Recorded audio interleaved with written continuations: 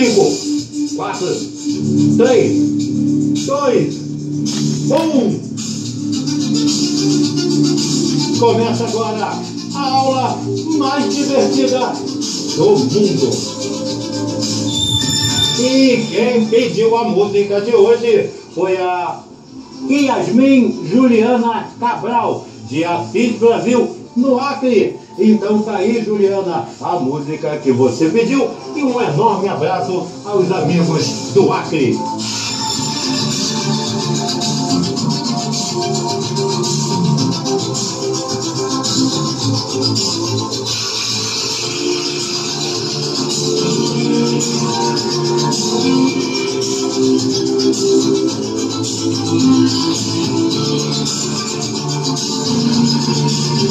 Aê! E você também pode fazer como ela, entrar no canal se inscrever e pedir a sua música. E hoje estamos comemorando a incrível marca de 16.452 visualizações. Então, bota exclusiva, meu filho. Não dá trabalho para fazer.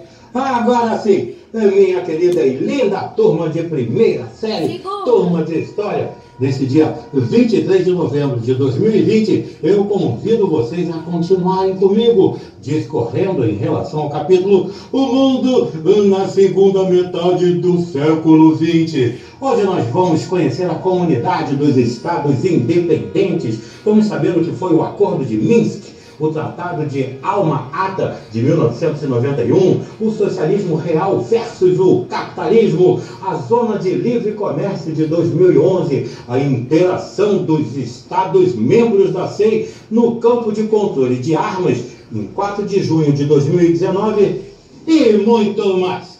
Então, a SEI, ou seja, a Comunidade dos Estados Independentes, na verdade, ela é uma organização de cooperação criada praticamente para substituir a União das Repúblicas Socialistas Soviéticas, que, conforme estudamos no capítulo anterior, observamos a crise do socialismo, as aberturas políticas, o desaparecimento da União das Repúblicas Socialistas Soviéticas, a glasnost, a perestroika. Então, seguindo com o nosso programa, vamos hoje falar da SEI, que é atualmente integrada por 15 países, dentre eles a Armênia, o Azerbaijão, a Bielorrússia, o Cazaquistão, a Moldávia, o Quirguistão, a Rússia, o Tajiquistão, o Turcomenistão, Ucrânia e Uzbequistão.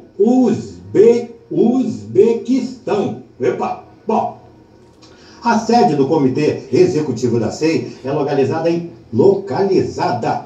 Minsk, capital da Bielorrússia. Em setembro de 1991, lá no final da Guerra Fria, as repúblicas soviéticas, num referendo político, estabeleceram sua independência política da União das Repúblicas Socialistas Soviéticas e, principalmente, sua mudança político-econômica através da perestroika e da glasnost, conforme nós vimos, eu acabei de falar. Bom, nesse momento foi impulsionado o surgimento de vários blocos econômicos, como a União Europeia, por exemplo, que ela tem o objetivo de promover a paz, os seus valores e o bem-estar dos seus cidadãos, além de garantir a liberdade, a segurança, a justiça sem fronteiras internas e, com isso, veio a incentivar a criação de uma cooperação econômica dos países soviéticos. Bom, com a desintegração, então, da Rússia, da União das Repúblicas Socialistas Soviéticas, a Federação Russa, junto com a Ucrânia e a Bielorrússia, iniciaram em 8 de dezembro de 1991 uma reunião propondo uma cooperação econômica entre esses estados que foram recém-independentes, buscando manter a influência e relação política soviética, mas respeitando a soberania política de cada nação. Esta reunião é conhecida como o Acordo de Minsk, que resultou na proposta oficial de criação da SEI. Mas esse acordo somente se iniciou em 21 de dezembro de 1991, quando foi assinado o Tratado de Alma-Ata, no Cazaquistão. Nesse momento, aderiram à SEI os países de Armênia, Quirguistão e Uzbequistão, além do Azerbaijão, do Cazaquistão, da Moldávia, do Tadiquistão e Turcomenistão. Depois, em 1993, é que a Geórgia aderiu à SEI. Mas o país saiu em 14 de agosto de 2009, após um referendo popular que repudiava o apoio russo à independência das províncias de Abcásia e Ossétia do Sul. Então, das 15 repúblicas soviéticas, apenas 3 nações rejeitaram a adesão à SEI. Trata-se dos países de República Báltica, como Estônia, Letônia e Lituânia. O motivo da não adesão foi por conta da sua relação conflituosa com a antiga União das Repúblicas Socialistas Soviéticas, sendo que estes países foram anexados a contragosto. E, diante disso, com a independência política, esses países se afastaram, então, dessa União das Repúblicas Socialistas Soviéticas e queriam o ingresso na União Europeia.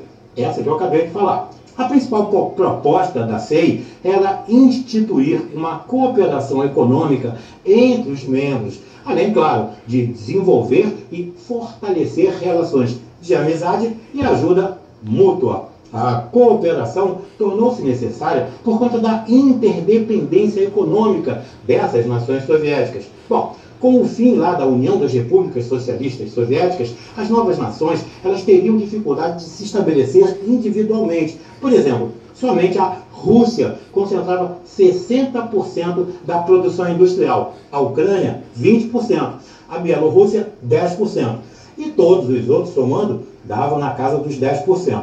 Essa desigualdade industrial fez com que os países dependessem entre si da produção industrial e do seu mercado de consumo. Um outro motivo que estimulou a cooperação é o recesso econômico da União das Repúblicas Socialistas Soviéticas, com alta inflação, a moeda que já estava desvalorizada e que viria a aniquilar, no caso.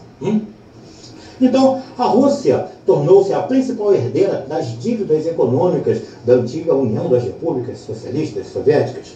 O acordo que criou a SEI substituiu o modo de produção do socialismo real da União das Repúblicas Socialistas Soviéticas e aderiu ao capitalismo, estabelecendo uma política de livre comércio e privatizações. Também foi adotado o uso de uma moeda única, o rublo. Com a SEI, o exército de cada nação se manteve unido, como era na União das Repúblicas Socialistas Soviéticas, garantindo o poderio militar. Manteve-se também o controle do valioso arsenal nuclear que guarda as nações, tendo a Rússia a detentora da maior parcela. Os países membros da SEI enfrentaram uma onda de diversos movimentos e conflitos separatistas por conta da diversidade étnica e religiosa. Por exemplo, o conflito da Rússia com a Geórgia sobre a Ossétia do Sul e Abcásia, da Rússia com a Ucrânia em disputa da Crimeia, na própria Rússia em disputa com os separatistas da Tartária e Chechênia, Ingushétia e Daguestão, que reivindicam sua independência. E, por fim, o conflito entre Armênia e Azerbaijão sobre a Nagorno-Karabakh. Bom, nomes difíceis, né? Parece até russo. Bom, em março de 2004, a Ucrânia, um dos idealizadores da SEI, ameaçou se retirar da comunidade, provocando uma verdadeira crise política. O motivo da sua saída é devido ao conflito do país com a Rússia, que apoia a independência da Crimeia, que é anexada à Ucrânia. Bom, em 2011, foi noticiado a criação de uma zona de livre comércio entre 9 países da SEI: Armênia, Rússia, Ucrânia, Bielorrússia, Cazaquistão, Moldávia, Quirguistão e Tajiquistão. Esse acordo é visto como uma forma de evoluir a cooperação econômica na SEI. Em 2014, as tropas da Ucrânia foram retiradas da Crimeia e abriu aí um espaço para a integração com a Rússia. E nesse mesmo momento, a Ucrânia retornou à discussão da sua saída na SEI E desde 2014 não houveram, então, reuniões da comissão por falta de propostas de convocação. A questão da necessidade de retomar as atividades para uma discussão substantiva das questões mais urgentes de desarmamento e não proliferação de armas de destruição em massa foi considerada durante as consultas interministeriais sobre o tema a interação dos Estados-membros da CEI no campo do controle de armas. Isso foi em 4 de junho de 2019, na cidade de Minsk, por sugestão da Federação Russa, a fim de sincronizar os relógios, conforme eles disseram, sobre questões chaves de controle de armas e desarmamento, por exemplo, que são de particular relevância no contexto das tarefas de fortalecimento da paz e segurança internacional, aumentando o perfil da SEI nessa área. Em 24 de setembro de 2019, na cidade de Minsk, a reunião aconteceu e contou com a presença de representantes da República da Armênia, República da Bielorrússia, da República do Cazaquistão e da Federação Russa, além da República do Tajiquistão, da República do Uzbequistão e do Comitê Executivo da SEI. Os participantes da reunião saudaram a retomada dos trabalhos após um intervalo significativo. Eles, então, enfatizaram a relevância desse formato para conter as tentativas de minar a arquitetura que existia, que levava aí a um enfraquecimento significativo da segurança internacional e da estabilidade global. Bom, na reunião foi elaborado um acordo de um projeto de declaração conjunta dos Estados-membros da SEI sobre o apoio a medidas práticas para prevenir uma corrida armamentista no espaço sideral,